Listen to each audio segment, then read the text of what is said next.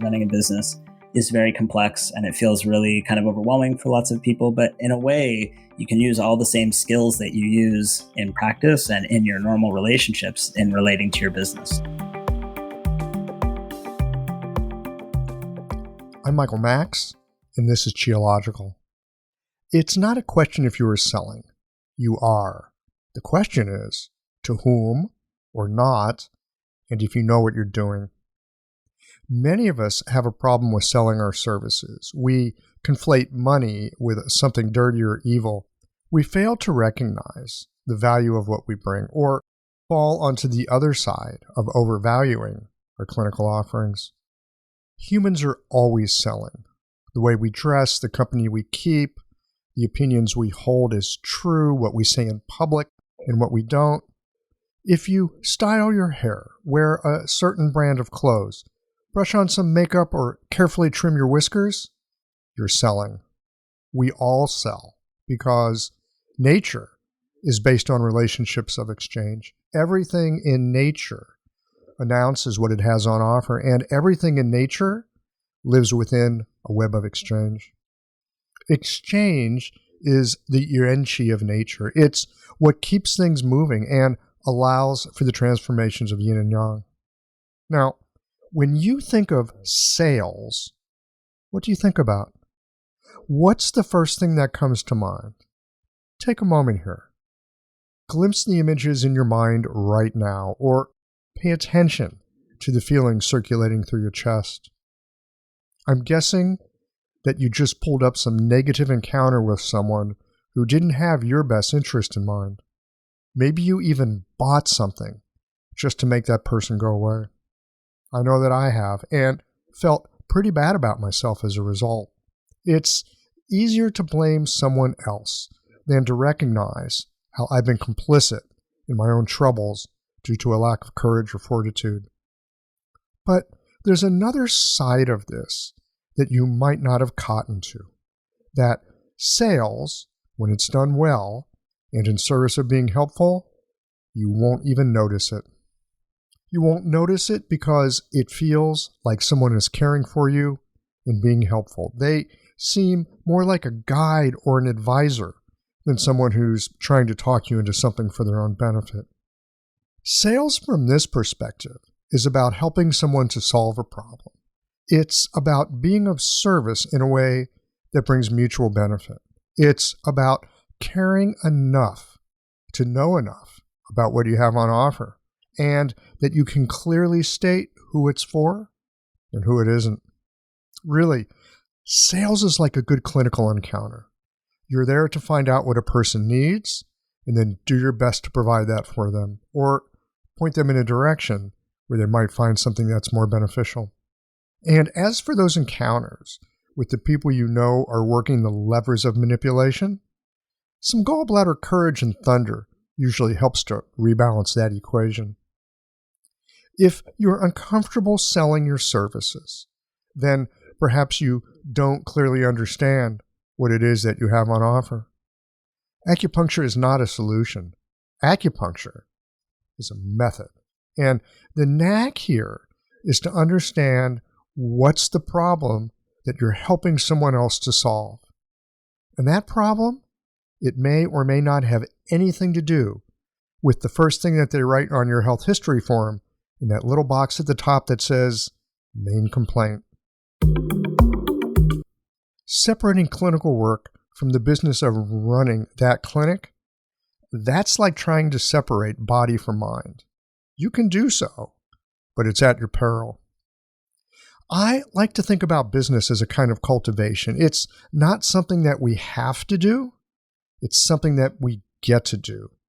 In this second conversation with Eric Gray, we get into some of the nuts and bolts of running a practice. We discuss some of the pitfalls to watch out for, some basics that require due diligence, and how the whole process can help season us into a resilient professional.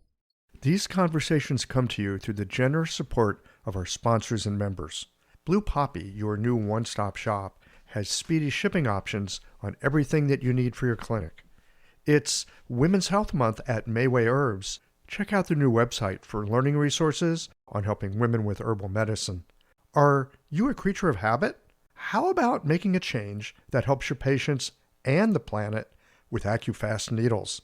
And later in the show, raising your fees doesn't have to be a difficult process. Jane has helpful suggestions on making it easy and effective. And finally, have you considered that having a thriving, profitable practice is one of the most healing things that you can do? Julie Bear Don't Walk has, and she can help you do something about it too. Do be sure to visit the sponsors page on the Qiological website to take advantage of all the special offers our terrific sponsors have for listeners of the podcast. Picture this. Your clinic is buzzing with patients, and then you realize that you're down to your last box of needles. No need for panic, because Blue Poppy, your one-stop shop for all your acupuncture needs, they ship orders received before 3 p.m. on the same day. With a quick visit to Blue Poppy's website, you can order premium needles, herbal formulas, and that special Dr. Bob's oil that your patients love. Blue Poppy understands practitioners can't keep patients waiting.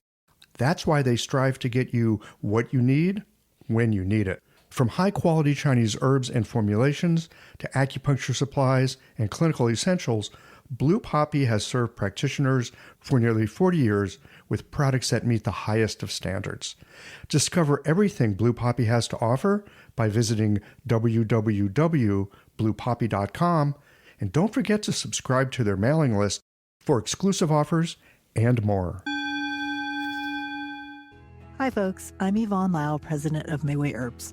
May is Women's Health Month, and as a women-owned and women-run business, we especially love how Chinese medicine can support wellness through every stage of a woman's life.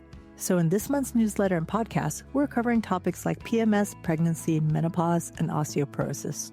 We'll share expert insights and effective treatment strategies you can put to good use in your clinic. Our Plumflower brand line includes herbal tea pills, tablets, extract granules, and organic herbs, all of which you can find on Mayway.com, and where you can also find articles, videos, and other resources to support your practice. Since 1969, Mayway has been a trusted source for high-quality herbal products. In these challenging times, please know that we remain committed to keeping our products accessible and affordable so you can take care of yourself and your patients. As always, thank you for supporting Real Chinese Medicine. Daily habits and routines feel comforting, familiar, easy, automatic. That's the power of repetition. You've worked out the kinks and can do it with your eyes closed. But what if you shook things up? What if you ditched the old routine and tried something new? Hi, I'm John Sten. I've practiced acupuncture for over 30 years, and together with my wife Kelly, we created the world's first eco-friendly acupuncture needle. The AcuFast earth-friendly needle system cuts your packaging waste by 60 to 90%, depending upon your needle type, speeds up your needling, gives you more control, and best of all, while you're healing patients, we plant a tree for every 2 boxes your clinic uses. Thousands of acupuncturists have already made the switch. In just the last year, they've helped plant over 16,000 trees. Since we started, that number has grown to over 50,000. So break the routine. Be the change. Visit acufastneedles.com. Your patients and the planet will thank you.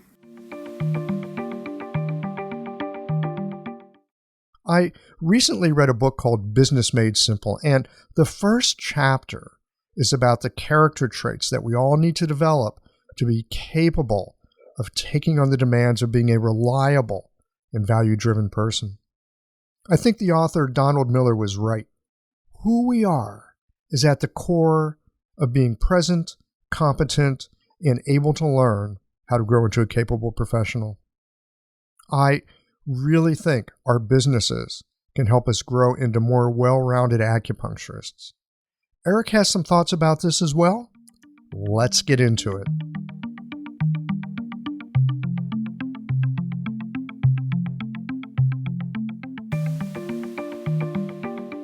Eric Gray, welcome back to Qiological. I'm very happy to be here with you. I'm psyched to talk to you. We had a good time last time.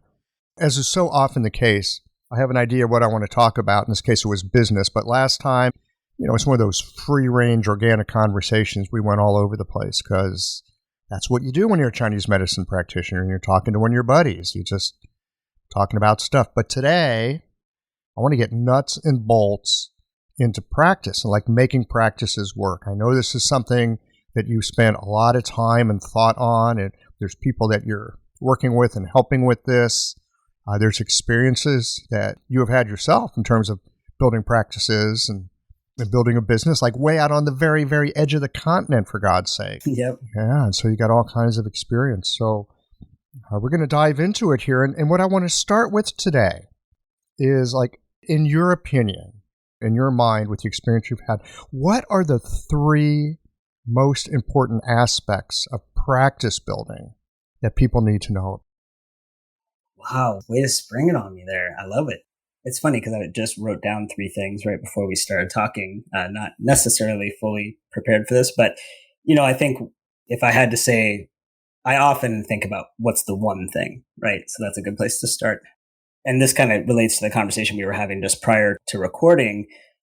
Maybe the most important thing, there's this metaphor of having your ladder up against the wrong building. Oh my God, do I have experience? Yeah, right. So you make a practice, you invest time and energy into it. And it turns out that either where it is, what the type of practice is, some major aspect, some foundational aspect is wrong for you. And, that's kind of part of the natural process of learning about business. But it's terrible when somebody, gets a $40,000, $60,000 business loan, creates this practice that they're really excited about, and then they discover it's fundamentally not what they want. So yes, for me, one of the things I talk to people the most about is just making sure you plan it out and that you really think through the ideas that you have and that you don't just jump into something because a colleague is doing that or because it was your first idea. Right. Or maybe because you heard, oh, you can make money doing this. Exactly. I mean, sometimes you can make money, but it's not a practice you want to work in. Yeah, precisely. Or the most common one I see or hear about from my students and colleagues is that they go somewhere because they hear it's a good market, right? They hear that, oh, there's acupuncture patients here and there's a real need. And they go there, but the place is not a place that is their place, right? It's not right for them. So, location, even something as simple as location, I do find that people are surprisingly flippant about this decision. So for me, I really, in all of my teaching, I really try to counsel people to take the time to actually plan it out and think it through, even if you're kind of real eager to get into practice, which most of us are when we graduate, right? Especially those of us who have big student loans. You want to get on the road to having some cash in your pocket, and I get it. But if it turns out that everything is fundamentally not what you truly wanted, then that's problematic. I do get pushback. I will say just right away, I do get pushback on this sometimes because people say that was a step along my path, right? Like I messed up and turned out that wasn't what I wanted to do, but that was a necessary part of my development. And I get that. I mean, I think that's true. We all have our own path, and sometimes you have to try something out that's not quite right in order to find the thing that is the most right. I just want to make sure that those mistakes or choices or, learning experiences are as painless as possible and not too expensive. And not too expensive. I totally get it. There are plenty of paths that I have gone down. And I got some experience. But as I heard, famous investor, what's that guy's name? Marx. But he has this great quote. He said, experience is what you get when you don't get what you wanted. Right, exactly. Right? Experience is what you get when you don't get what you wanted. And of course, there are paths that we take, and it doesn't take us to where we want to go. We learn something. We probably learn something that's valuable. The question that I have, and I'm speaking totally directly from experience, is how much tuition did I have to pay to get that lesson? Exactly. And, sometimes those of us, like me, that have to learn the same lesson repeatedly, I would like to minimize that in the future. I'd like to learn my lesson once and move on. But yeah, I mean, it is about the tuition for sure. And, not just for yourself, but for others in some cases, right? Yes. One of the problems people get into is making too quick partnership decisions in terms of their practice, right? A group of friends goes in together on a practice because they're friends in school. Once they get out of school and once the financial pressure starts, they find they're not such good friends anymore. And that can usually be forestalled by doing some research on the front end and having some conversations on the front end about what's our vision for this? How are we going to deal with conflict? How are we going to divide things up if things go wrong? Kind of those types of questions. So those are the types of things. Definitely kind of having a vision and having a plan, I think, is undertaught or undersold. Well, Do you know who Kevin Kelly is? You familiar with him? He's a writer. No. Kevin Kelly was one of the original founding editors of Wired magazine. Okay. So he's a brilliant polymath dude. And he's got a great website on the internet, and he's got these little quotes and things. I was reading one the other day. He says, with the exception of love, you should always have an exit strategy for anything that you go into. Right. Because it's easy to get in, but it's hard to get out. And it's helpful to think about, okay, if we need to take this apart, how would we do it? That's not to jinx it. It's not to say we don't trust each other. No. But it is to say it's easy to get in, but how do you untie it if you need to untie it? I mean, we all know this from the relationships that we've been in, that you get in and it's nice for a while, and then you find that actually maybe this isn't so nice, and taking it apart is never easy. So have you got any advice for us on how to, at the beginning, consider how you might take it apart if you need to take it apart? Honestly, just even what we've said so far gets people a lot of distance that they often would not have traveled. So just asking yourself that question often gets you quite distance ahead of the game. But the three things I always ask people to look at is, how are we going to deal with conflict? So not so much about disillusion itself, but about trying to avoid it, right? So that fundamental question, so who makes the decisions and how do we deal with that decision-making process and conflicts when they arise, right? That piece. So I ask people to write it down, to develop a contract. Now, of course, this is not legally binding necessarily, but an agreement between friends or between colleagues or whatever it is. One of the main things is just, how do we deal with it? How are we going to deal with the conflict? So if, let's say, hey, let's just make it extra real, right? Like COVID-19 sweeps through the world. You are in practice for 9 months with two of your colleagues. One of them doesn't want to, you're in a state that doesn't mandate masking. One of your colleagues doesn't want to have masks in the clinic. Two of them do. How do you deal with that? How do you deal with that when everybody's put $25,000 into the bucket and they all have their names on the website? You just have to have that conversation. You have to say, like, if worse comes to worse, if we have a fundamental conflict, what will we do? So that's one thing. Another thing, that kind of the second big thing, is to talk about what happens with the stuff. So one thing is more about conflict resolution and kind of how do we deal with the relationship. The second thing is more, how do we deal with the stuff. That seems like a minor point, but let's say you and I are going to go into practice together and you have a great artwork collection. You bring it in, we're in practice together for 10 years. First of all, I don't have a very good memory, so I'm probably going to forget what was mine. But I've seen those conflicts actually really hurt relationships between colleagues when that didn't need to happen. And there just needed to be a conversation about, what do we do? So if we both go in on some new furniture, what do we do with it? Again, sounds like a small point, but it's really profound. And then the third thing is to talk about what you're going to do with patients, right? So if we are in practice together and then we decide to dissolve the practice, what happens with the patients? Do you keep your patients? I keep mine.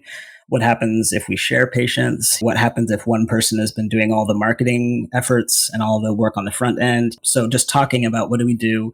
How do we wrap that up? And most of all, how do we communicate it to our patients, right? So it's kind of like, in a way, it does have some prenuptial agreement type overtones, right? What do we do with the kids? How do we deal with this stuff? And how do we try to avoid this? What's our mediation process? How do we deal with it on the front end? So those are the things I mostly end up talking to folks about. I hadn't thought about it as like a prenuptial agreement, but when you say it, I'm thinking, all right, so there's a framework right there that's been used and it's usable. Yeah, and some people don't like that reference, but... Well, you're tying your lives together, right? When you get into a business partnership, you might as well be married. In some ways, yeah, it can become very deep and intertwined. And in some ways, it's at its best when it does get to that level, right? Because this is not a sub-sandwich shop, we're in the business of impacting people's lives in a very deep and intimate way. And so when you're with a group of people and you're trying to create the container for that kind of transformation, yeah, it can get very deep. People's stuff can come up, and just like in another type of partnership. So I think approaching it with that kind of, I don't want to use the word seriousness because it's actually quite fun in many cases, but the same gravity and the same care. That's what I mean to say. Taking some care with it. It's not just something that you pop into and pop out of, because it's not just about you. It's also about your patients, and everything that happens to your business, it's affecting your patients. I like that term, gravity. that it has a weight and a solidity, and gravity also connects things together. Indeed. I think there's another thing that folks should talk about in the beginning, and that's money. Sure. How they feel about it, their attitudes toward it. Some people are like, oh yeah, I got it, I spend it, no problem. And other people are, I want to put some away. And, anyone who's been married knows something about partners. Exactly. Thoughts about money, especially if they're different from your own. This would be something that would be very helpful to go over in the beginning. It's such a area that's fraught with so much unconscious material. Absolutely. Yeah. And I mean, frankly, just to do that work yourself as an individual, right? Like to ask yourself, how do I feel fundamentally about, I think it's surprising, but many of us come to this practice not really being entirely aware of the fact that we might have to run our own business, right? So I think people come to it and it may be in the back of their mind, but they kind of assume it's just going to work its way out. And, I think that there's sometimes not conscious process to think about what will it be like when I am out there selling my services for money. Even that fundamental thing, taking money for healing work. I tell you, when I taught at NUNM in the first class, we would do a whole, sometimes just one class, but sometimes it would be 2 weeks where we just talked about money. And we just talked about like, how do you feel about it?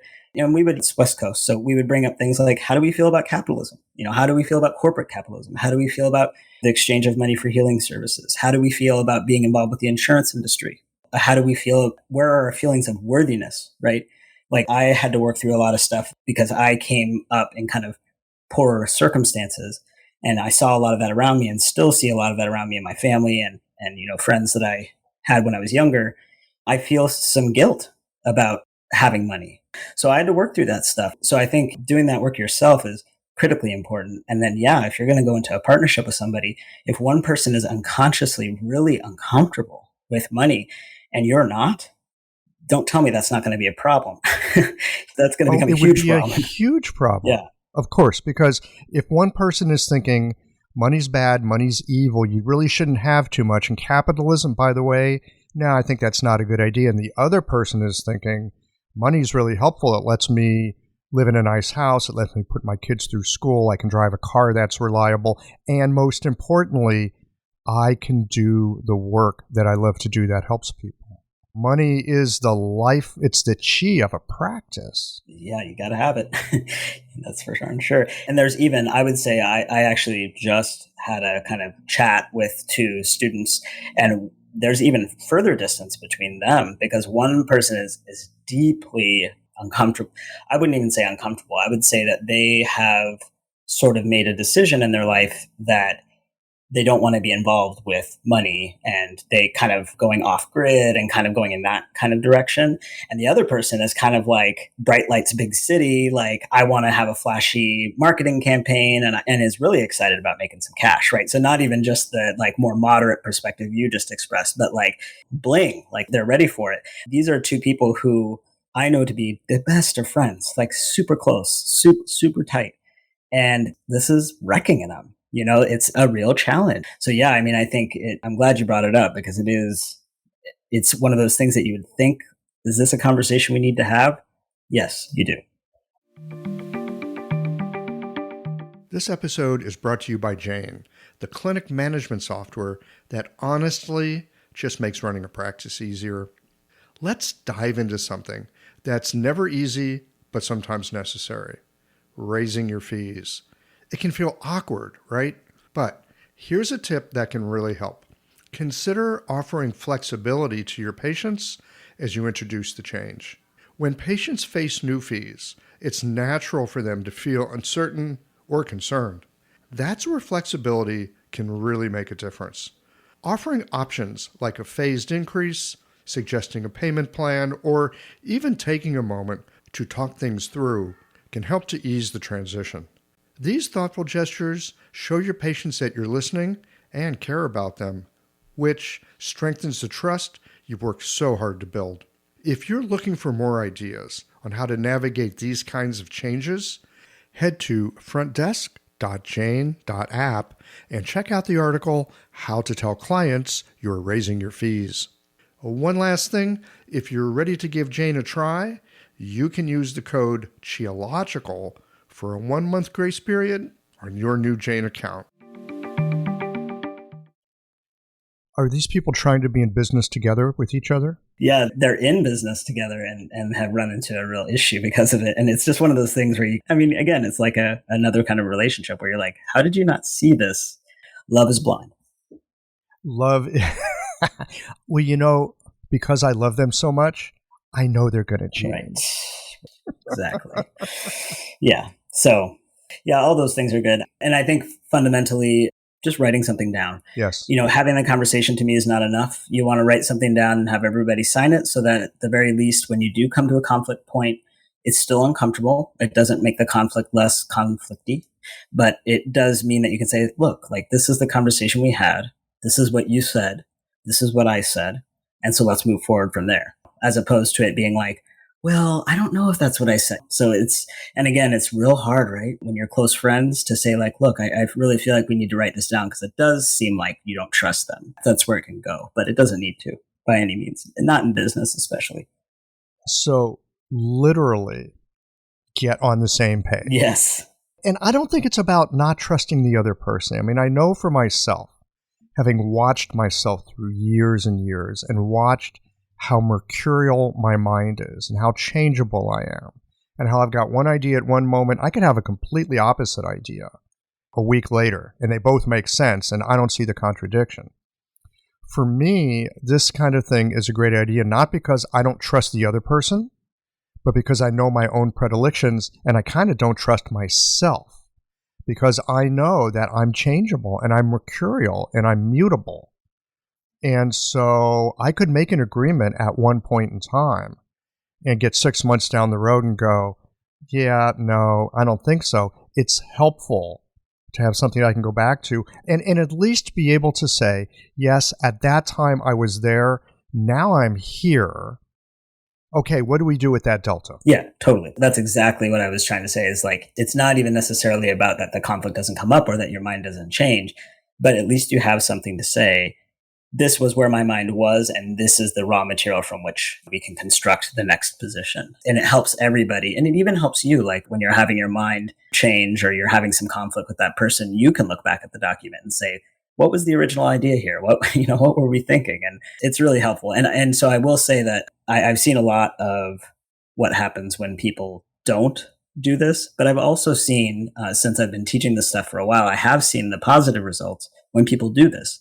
And, I've had a couple students reach out to me and say, hey, we did this and we did run into a conflict and this is how it worked out. And, we're still friends. So I just want to say it's not like I've only seen the bad part of it. I really do think it helps. And, me and my wife are in business together and we still have stuff written down in the same way.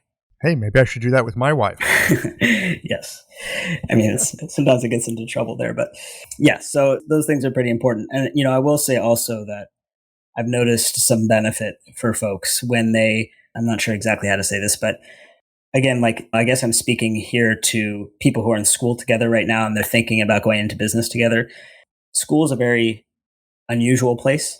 When you're in school, you get to know people on one level, and it's just important that I think when people are going to go into business together, they really get to know each other to some extent, like have the conversations. I think that's why business planning is so helpful, because if you have a systematic business planning process that takes a few weeks with that person, you're going to have the opportunity for kind of you to get to know their personality in a different way and for you to start to work out different issues. So, really getting to know each other's history, like you said, talking about money, talking about how do we feel about going to practice, and just being really honest.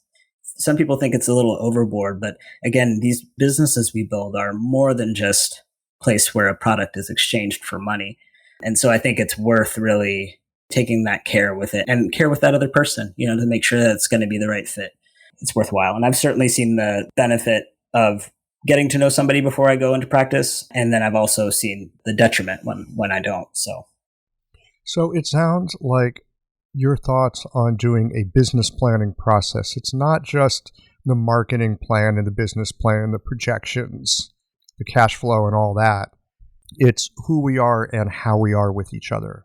That needs to be included in that process. Yeah, the thing I'm writing right now, I mean, I've been writing this course now. I was like, this is going to take me about 3 weeks to complete. And now it's like month 3. But it's really just about engaging in a really robust business planning process for these practices and taking into account, it's a holistic process. You're taking into account all parts of yourself and then all parts of the business, like looking at each piece with awareness and with openness and saying, okay, what are we going to do here? And sometimes that's going to go into something like a marketing plan. But I have people write out kind of a professional development plan for themselves. How do you see yourself growing as a practitioner? Do you see yourself adding things, beyond practice at some point in the future? Starting to think through all these different issues that come up. I just think that awareness and that kind of comprehensive process for putting your awareness in each aspect of practice, I just find it, you build such a stable base of support, and people just, whether or not businesses are more successful with this process, I don't know that I have the data for that, but what I can say is that people's anxiety is dramatically reduced and their satisfaction is increased because they have more of a handle on the complexity of these businesses that we run. That sounds like good advice. When you say other things beyond practice, what are you referring to? Well, there I was just referring to, so a lot of people, when they get into practice the first few years, it's a lot to adapt to, right? Having your own patients, developing your skill set without a supervisor, that usually dominates. But I would say most of my colleagues, once they get to a point where the practice is flowing, that the actual medical piece is becoming easier. I don't mean easy, but you start to get into a certain flow of things. They often start finding other areas to develop professionally. So things like teaching, or whether that's teaching in an academic context or a community context, teaching a Qigong class or something like that. Some people go into, developing products and services for other businesses like ours, right? Going into EHR or making different types of products for the treatment room or developing software, stuff like that. So just different avenues, or even other professions. Like my wife, who's been a massage therapist for a long time, is now really like getting excited about learning more about business, right? And especially holistic business and running practices and stuff like that. So I just think that it's pretty natural. A lot of us, I think a lot of practitioners in this field, we naturally have lots of interests. Our minds are active and curious. And I just see a lot of people wanting to go beyond clinical practice, but not everybody. Lots of folks do just keep on going with clinical practice, and that's fine too. I think a lot of people do branch off. It does depend on a person's personality to some degree. And I think you're right about once the practice has wheels on it, then you have an opportunity and you've got some bandwidth to be able to see, how else can I help? What else can I do? Can I be even more helpful in some ways? Like you're saying, teaching a class in a community, you're not helping one person at a time. You might be helping 20 people at a time. You're much more efficient that way.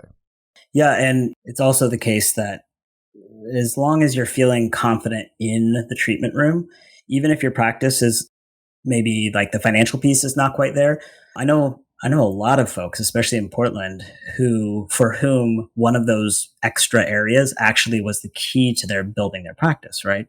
So somebody who starts teaching Qigong classes in the community, they start connecting with folks that way. And since it's a low investment for the person to come and see you that way, and they get a sense of your energy and who you are as a person and your knowledge, and then they naturally want to come to your practice. So you don't have to wait until you're on Easy Street before you can branch out. But I do think, especially for me anyway, adapting to being a doctor was a doozy. It took me a couple years to get my legs under me. Yeah, I think it does. It definitely takes some time.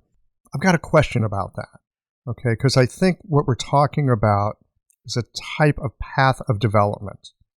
And when I think about development, especially if you look at like models of human development, Ericksonian or Piagetian or Jungian, whatever. There's all kinds of psychological models of development. And within each of those models, a younger person, they've got to reach certain developmental, I'm going to say competencies, before they can develop to the next level. Sure. Right? You look at any human being, if you're like 6 months old, there are things that are appropriate for you to develop. That's going to be very different than what like a 9-year-old needs to develop. And I think it's probably true with businesses as well. There's things that we need to do at a certain phase in the beginning. That's very, very important. But if you're still doing that same thing 5 years down the road, it might be holding you back. Yeah, it's so funny because I was just putting the finishing touches on this module for this course. And one of the things I was referencing is business life cycle. And there's this guy, Charlie Gilkey. He has a blog called Productive Flourishing. I think it's at productiveflourishing.com. And he's a Portlander, and I know him through another friend, and he was also a business coach of ours. Anyway, he wrote a book, which I'm not going to remember the exact name, but it's like 4 stages of business life cycle or something like that. In it, he talks about just that, which is that there are stages of development. Of course, as a practitioner, he doesn't talk about that because he's just talking about business, but that there are stages of your business's development, and certain things are really important at one phase, such as lots and lots of marketing that brings in brand new patients, right? So there's certain types of marketing that better bring in brand new patients as opposed to bringing back your existing patients.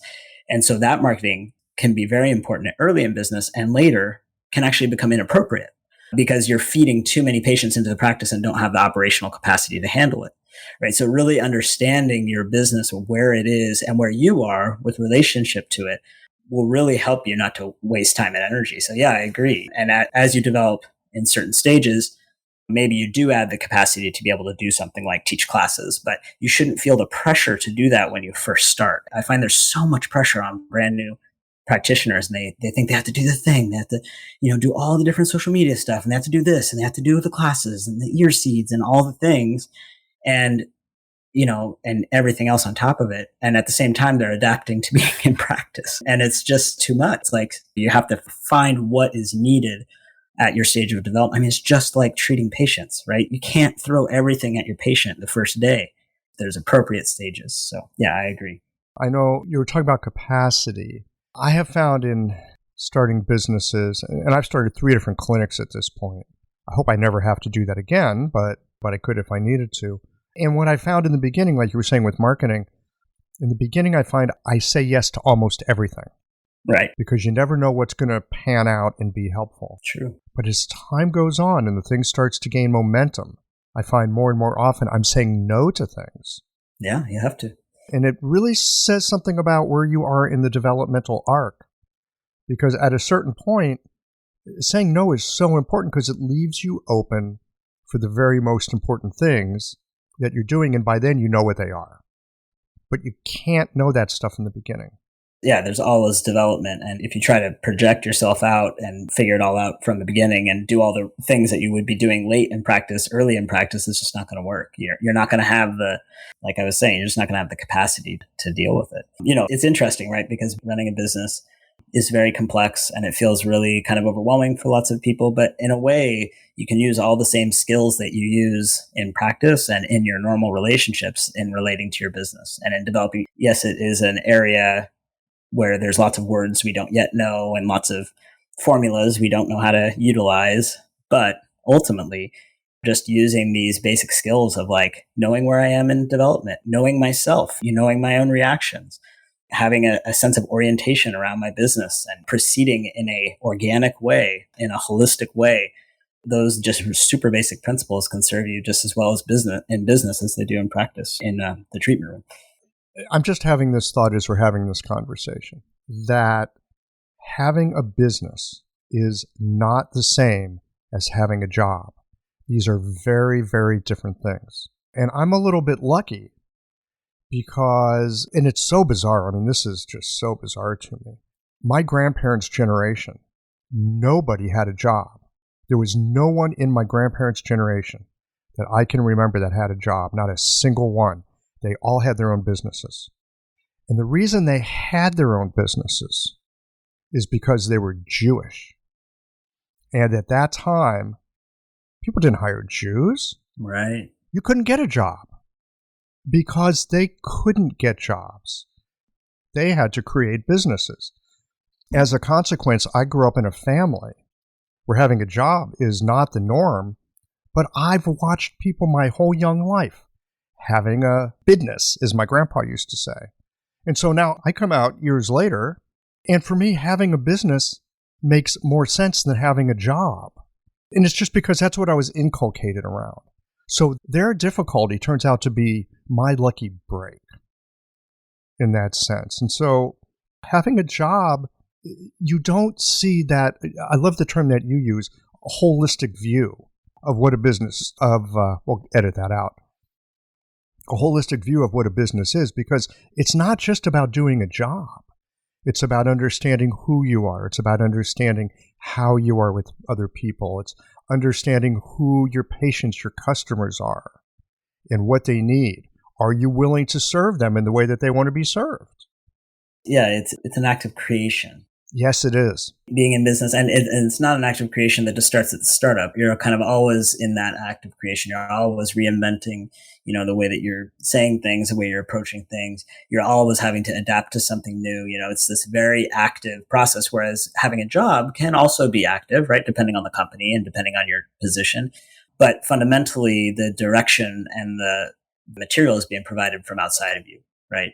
So the big key, the place where people, and I think you just kind of made a point I didn't even know I wanted to make, which is you had the mindset, right? You were kind of born and raised with the mindset. And so was I, like, for different reasons. I mean, it wasn't a foreign idea. It wasn't unusual. In fact, it was normal. Having a job was the aberration. Yeah. And for people who might have a different orientation, who maybe, their parents had really stable, secure positions with pensions and all that kind of stuff, for them, it can be a tough adjustment at times. I would say terrifying. Yeah. To the ups and downs. It's like there can be a lot of resentment that comes in because that steadiness is not always there, especially at first, and that predictability. And you do have the sense of like, everything relies on me because, sorry, it does. And that, for me, that's like enlivening. Like I couldn't imagine having a job. Like having the job at the university was as close as I will ever come to having an actual job. And that was borderline intolerable. So the truth of the matter is there is something kind of constitutional that makes it maybe just a little bit, I don't want to say easier, but it's just a more natural fit. But that said, I see all kinds of people have great success. It just does take developing that mindset. It takes developing some skills. You said something here about stability as compared to uncertainty or instability. And I think that's a really key thing here. When you're in business for yourself, you are very clearly, with skin in the game, looking at a world that is full of uncertainty. And as a meditator, I also know that sitting on a cushion, that's often one of the things you look at and recognize is the ephemeral, changing, uncertain nature of life. But I can tell you something. Sitting on a cushion and looking at the uncertainty of life, that is a walk in the park compared to, I just got a lease, it's for 5 years, I've got these expenses. Oh, shit. Now uncertainty has a whole different meaning to it. Yeah, it does. And yeah, the truth of the matter is that we can make a plan and we can prepare ourselves, but those first 6 months, they can be exhilarating and they can also be very destabilizing, but especially because I think you make these projections. You're like, okay, I need to have this many patients, whatever. And if it doesn't happen quickly, or you have those patients and then 2 months later, you don't have those patients, that can be very destabilizing. So again, I guess that's really why I'm so passionate about doing what I'm doing right now, is that I really want every single acupuncturist that I can possibly reach to feel that they have a comprehensive understanding of what it takes to really be successful in practice before they start or early on when they start, so that even though it doesn't change the terror, it doesn't change the mindset you have to adapt, it doesn't change the fundamental uncertainty of business and life, but it can at least give you a roadmap and a compass, right? So that you can at least find where you are and you don't feel that like floating in space feeling that I've felt many times. Which of course is going to happen, especially when you've got some projections, you know what you need to make. It's actually going along fine. And then all of a sudden, patient load drops off. When you're a new practitioner or in the beginning of a practice, and you're having that experience where, oh my goodness, load's dropping off, what advice would you have for people at that moment in time? What should they be doubling down on? And what should they be, and by the same token, what should they be avoiding?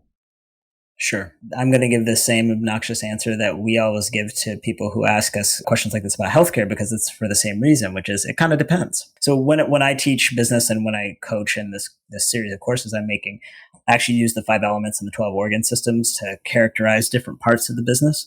And that the reason that is so great for acupuncturists is because we live with these theories. And so it helps make what otherwise seem to be kind of really diffuse and hard to understand concepts. It gives them a little bit more solidity and something we can grab onto. So I have 5 systems in the business. And so if somebody reaches a point where patient load drops off and I'm coaching them, then we'll do a little 5 systems analysis. We'll say, what's going on in these systems? It's just like with a patient. You just say like, okay, what's going on? I mean, I don't say what's going on with the 5 elements, but you know the point I'm trying to make.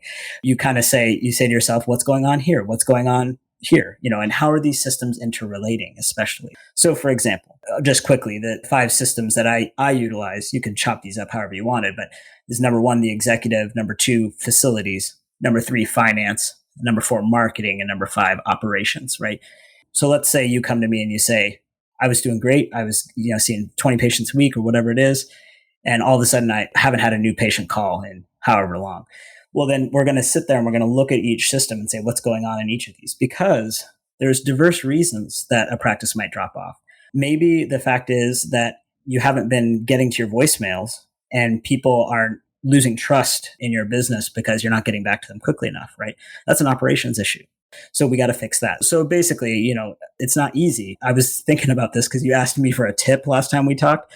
I'm not really a tip guy, just like I'm not really a symptom relief guy. Because the truth is, every business has different reasons that it's shooken up. And it really has to do with how the business has been set up. So we have to do a systems analysis and just get a sense for where it is. Now, a lot of times it is marketing, but it's not always marketing. And I'll tell you, if I would give one tip, it's don't always put your money into marketing. Because it's not always marketing. That's the issue. It's not always that people don't know where you are or know who you are. Sometimes it's just that your space is in the wrong place, or that you don't have signage and they keep walking right by you and there's another acupuncturist at the end of the block or whatever. So I hope I'm making my point without being too over enthusiastic. But the point being that we look at all the systems, we look at the business and we say, where's the issue? And then we apply consistent effort to that area. Having a thriving, profitable practice is one of the most healing things you can do as a healthcare practitioner. Because a robust business is the ultimate expression of vital qi. And that's the heart of our medicine. I'm Julie Bairdontlock, and I help practitioners grow nourishing, profitable, authentic businesses that embody the generative cycle of Chinese medicine. This isn't about all yang all the time. It's about expanding your own internal capacity, growing collaborative relationships with your patients for ethical patient retention, and marketing as an extension of this medicine, not a necessary evil. You already know that everything is connected in your patients' lives and bodies. The same is true for your business. When we align your systems, your schedule, your pricing, and your offerings with you, we create flow, which means more spaciousness, more impact, and more joy. When you are in the flow, fully resourced in terms of chi, time, and money, your business becomes a source of healing, not just for your patients, but for you. Let's grow something rooted, radiant, and real. Visit lifeflowconsulting.com to learn more. That makes a lot of sense. Like you, I'm an acupuncturist. That's the way my mind works. There's something going on. The first question is, well, what's going on with the entirety of what we're looking at here? So that makes sense. Yeah. And also the truth is, just like with medicine, sometimes you just don't know, right? And so there are things that you can try, right? So, again, this is more time than we have, but depending on what kind of problem we're having, there are things that we can try even if we can't diagnose it properly. If we just know something's happening, we're not exactly sure why, or the thing that we tried didn't work, there are certain things that we can try to get the flywheel loose and get a sense of what's going on. So it's not like, you have to do this in-depth diagnosis process in order to get anything moving. But I do think, especially if you're going to be spending money or making some type of commitment to something, that you should look at the whole first and just make sure that you're not misapplying your efforts. I really appreciate your comment about maybe the issue is the operations. Like you're not answering your voicemail. You're not getting back to people soon enough. It's curious. And I think that there might be more than a few people that are guilty of this. Because, I mean, I'm generally pretty good with getting back to people. Not always, but usually. And I am surprised at how often I call someone back and the first thing they say is, wow, thanks for getting back to me. Yep. Yeah, you know what I'm saying? And I'm thinking to myself, well, why wouldn't I? It doesn't even occur to me that I wouldn't, unless I've been busy and I really have I should have hired someone to go through my voicemail. Sure. But evidently a lot of people are not following up with folks when they call in. No, they don't. Yeah, the operations issues, that's kind of like, for me, always my secret weapon in working with clients is just to get into operations, because it's the last place most people look. And communications is a huge one. And actually, I don't find people, at least where I'm from, it's not the phone that's the problem, it's the email. And they're not checking email, or the contact form on their website is broken, which is like the number one thing. So all of you, everyone listening, hello. I want you all to go right now to your website. If it has a contact form on it, please test it and make sure it's working. 9 times out of 10, it is not. So these types of things, these are really simple little things. But, there's another thing, and that is kind of the way that a patient moves through the practice. So if your forms are problematic or don't exist, or you lose them, that's a huge issue. Or you consistently don't remember how much your services cost, or you don't have a consistent menu of services, or these types of things, these things in the patient flow from the beginning to the end. Those are our operational issues. Or your sheets are dirty, or your space is dirty. All of these things, facilities and operations issues, they can stop patients from coming back. And word of mouth works both ways. So we have to attend to those systematic issues. Yeah, but they're not getting back to people. I can't understand that. Evidently, it's an issue. So all y'all out there listening right now, give it a look. Yeah. Are you actually following up with very hot leads that you've got? And thank you for that suggestion to check my email on my website. Yeah, it's a thing. I hadn't thought of that. A lot of the forms, especially on Word, like the plugin based, that code sometimes will come into conflict with the main code for the website. And so they really quickly, it's astonishing. I check mine every single month at the end of the month. And I would say 3 times out of 12 months, something is wrong with it. Okay, that's terrifying. There's my tip, y'all. Okay. Oh my God, I'm going to go check mine as soon as we're done. Yeah, I'm sure. And I'm a computer guy. I hadn't even thought to do that. That's telling. Another thing that I've heard other people say this too, in terms of your facilities. How does it feel? Is it clean? It's helpful to walk into your clinic and just pretend that you're a patient. Like walk in, sit down in one of your waiting room chairs. What are you seeing? It can be very, very instructive. How obvious what they're meant to do, right? Patients, when they come to us for the first time, especially because what we do is still fringy, they're often quite nervous. You're nervous anyway when you see a new practitioner or whatever. But if they've never been to an acupuncturist before, they're in heightened state. And so making sure that they're not having to make a lot of decisions, and that if they need to use a bathroom, it's not a super awkward thing. And just stuff like that, like those simple little operational and facilities issues, it's astonishing. You can change a patient's experience by just attending to these minor issues. And even if you're just still learning how to treat patients, you don't have a 100% success rate or whatever. It's like if people feel that your space is safe and that you're trustworthy and that they can rely on you, that's gold, because every patient that walks in that door, right, is the most important patient. And your existing patients are your most important source of everything good in your business. So taking very good care of them, making sure they're not having to make a ton of decisions, making sure that you're caring for them from the moment they walk in the door until the moment they leave. Like those things, I think, are really under discussed in business teaching for us. As we're having this conversation, I realize that I need a little sign on a wall. I know exactly where it's going to go. It's going to say restroom. It's going to have an arrow that points in a certain direction. It's great. That'll do Perfect. it. I won't have to say anything. They could just walk in. Yeah, and just that little thing. You don't think it's a big deal, but... Yeah, they know where it is. Wow. That's super simple. And yet, again, I like how you say it makes the space safe for the patient. If your space is safe, well, okay, already the treatment is going to be more helpful because their nervous system is calming down. Yeah, I mean, it's huge. One of the things that I've always believed is that if I'm really going to do this work and if I'm going to be successful, I want every part of my practice to be resonant with the principles of the medicine. And for me, I was taught in terms of my clinical education, that first moment when you walk into the treatment room, from that moment, the first time you touch their wrist, all these little moments, each one is an opportunity to build trust with that patient. And for some people, literally that's it, right? Like we all know, anybody who's been in practice for a while knows that sometimes you have these patients that they've been very wounded by the medical system often, and having somebody listen to them and having somebody to be trustworthy and to hold space for them is the key that unlocks their physiology, right? So this isn't just about making money, although that's nice, but it's really about building a container for the transformation of your patients. That's what your business is. That's what it should be. And if you approach it that way, then your patients will be rewarded with health and you'll be rewarded with some cash, which is nice. Again. Yeah, well, if you want to be in business, then you got to make sure you stay in business. I don't know anyone who's got a business who says capitalism's a bad idea. I don't, because it's what allows us to have an exchange, to be able to create and share value.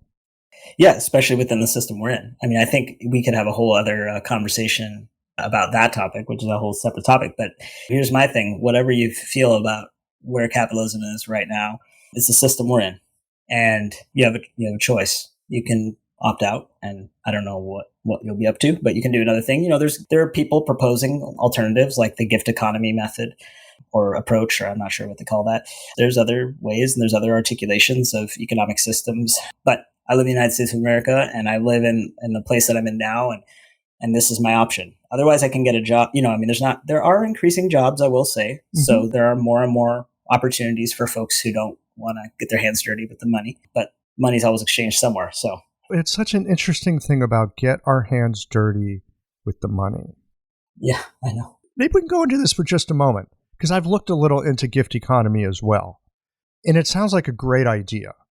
And on a small scale, I think it makes a lot of sense. But I don't know how it scales to a nation. Yeah, it's tough to see. And that's the biggest thing, right? Is for me, like I have my political commitments and I have my philosophical orientation economically.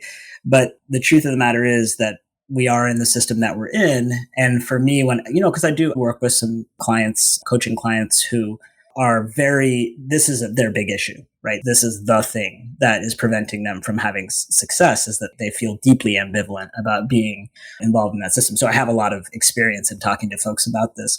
And for me, what it always gets down to is I have a responsibility to my lineage. I really believe that when I graduated and when we went through our lineage ceremony, for me, that was it. Like it was like a marriage, again, in that way, in terms of a deep commitment. And so I have a responsibility to make sure that this lineage persists and that it gets out to the people that need it. I have a commitment as a medical practitioner to help people. And if I lived in feudal China, I would need to find a way to support myself, right? I would need to use that system in order to stay alive so that I could deliver my lineage, be a container for my lineage to come out to patients. And it's no different now. Right. And it's just that this is the system that we have. So I'm going to use it the best way that I can, the most ethical way I can, so that my lineage will keep going on into the generations and that so people can benefit from it. But I will say that I think these conversations are really worthwhile, right? It's really worthwhile for us to step back and look at these systems and say, what's going on here? Does this serve us? But like you say, like you making that change doesn't change society, right? What it does is changes your own experience. And so we have to ask ourselves about those things. It's about scalability and about viability over the long term. So yeah, it's tough though. It can be a real tough stumbling block for some folks. I've had some conversations on the podcast with other practitioners talking about business and talking about ethics. And I've had more than a few people suggest that if you are running your business in such a way that you're losing money, then you're being unethical. Because your job is to stay in business to help people. Your job is to be able to find a way in the space and time and culture you're in, as you were just saying, to be able to deliver the services that you deliver. And so to work in a way where you're not embracing whatever tools are available for you to do that, it's doing a deep disservice to the medicine, to yourself, and ultimately to your patients. Because if you can't be around to share the medicine, then, it's game over. Yeah. Or if you have to get a job delivering pizzas in the evening because you can't make ends meet, right? There's no shame in that. There's no shame if you have to have another job or something like that. But it would certainly be ideal if you could devote all of your energy to the medicine and to your patients, right? Not having to do something that maybe would be more energetically draining or not quite what you are oriented around. And also, again, like the thing I always try to get practitioners to reflect on is that the boom and bust cycle of practice is really difficult on patients, right? So for some patients out here where I'm at, if I were to go out of business, I'm not saying like I'm, God's gift or whatever, but like we hold a very special place in this community. And if we were to go out of business, it would be really tough on a lot of people and could really set them back in a basic way, And so it's like, for me, yeah, it's like I will do what it takes to keep this practice thriving and getting out there because I do want it to be successful. And again, not everybody's cut out for business, right? So if your ambivalence is that deep, or if you just, don't feel like you have the head for it, there are increasing opportunities. Like I'm hiring. So if anybody wants to come out to Astoria, there's increasing opportunities, which is awesome. I think that's great because business isn't for everyone. I agree. And I think it's wonderful that there are more opportunities, that if people just want to have a job and practice, and no shame in that those are available. However, I think we still need to remember that whoever your boss is, they are attending to all these things that we've been talking about this past hour. And so even if you don't have your hands in it, you better hope that your boss has their hands and their heart in it.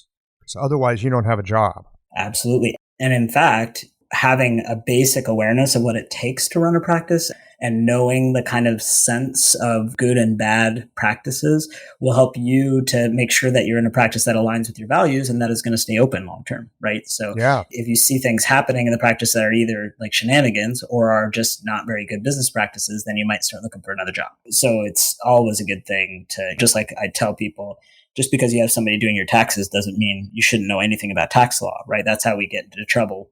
Big trouble sometimes. So attending to that's still important, even if you think you're just going to have just a job. Maybe you don't need to learn as much or get too detailed about it or make a business plan, but having a sense of like, this is kind of what marketing looks like in a practice. And this is kind of what records management should look like.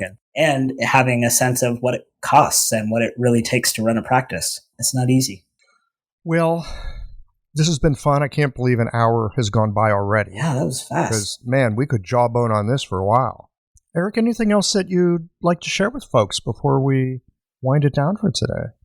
No, I'm delighted. We got into all the kinds of things I was thinking to talk about. I guess there's one thing I might leave folks with. We got a little serious. I'm feeling a little serious today. I'm sorry.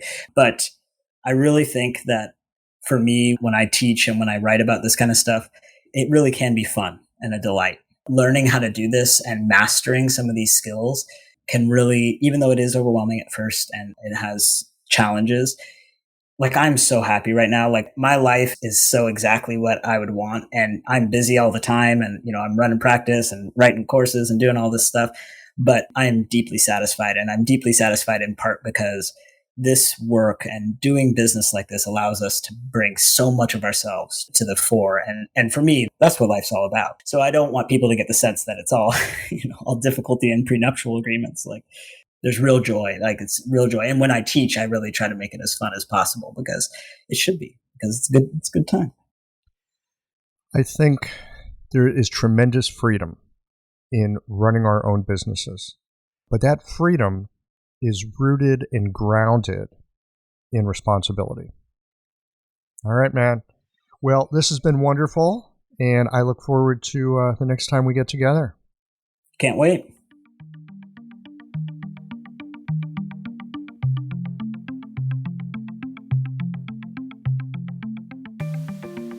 After listening to today's conversation, I'm wondering if you are thinking a little differently about your business, especially if you thought that running a business was somehow disconnected from having an acupuncture practice, or that the running of a business was somehow not connected to the practice of working with patients. Well, here we are at the end of this episode. If you've listened up to this point, you're either a rabid fan of Qiological or the forward button on your podcast player stopped working. If you are indeed a fan of the podcast, you can help us to bring new episodes to our community of practitioners by supporting us with a membership or a one-time contribution. Details, of course, are on the website. That's it for today, friends. Join us again next Tuesday for another thoughtful episode of Qiological.